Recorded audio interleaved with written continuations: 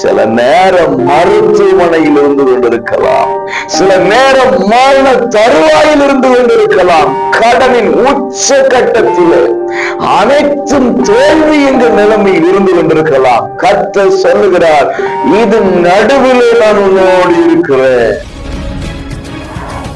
பிரியமான அன்பு உறவுகளே, இயேசுவின் நாமத்தில் மனதார வாழ்த்துக்கள். கர்த்தர் உங்களை ஆசீர்வதிப்பாராக. சகரியா 2:10 இதோ நான் வந்து உன் நடுவில் வாசம் பண்ணுவேன் என்று கர்த்தர் சொல்லுகிறார். பிரியமானவர்களே, ஆண்டவராகிய தேவன், வானாதி வானங்கள் கொள்ளாத தேவன், வானமோடி சிங்காசனம், பூமி அவருடைய பாதபடி, அப்பேற்பட்ட தேவன் நம் நடுவிலே வந்து வாசம் பண்ணுவாரா? இந்த வார்த்தை உங்க காது கேட்க நான் சொல்லட்டும். உங்களோடு கர்த்தர் இருக்கிறார்.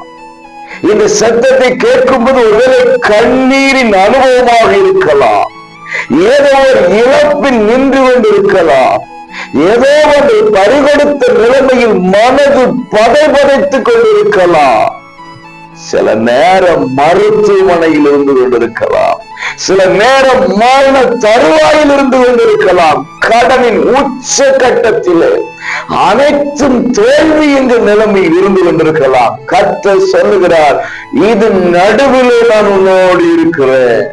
நம்பினால் சூழ்நிலை மாறப்போகிறது. விசுவாசிங்க, கர்த்தர் உங்கள் நடுவில் இருந்த சூழ்நிலையை மாற்றப் போகிறார். காணப்போகிறீர்கள். God bless you.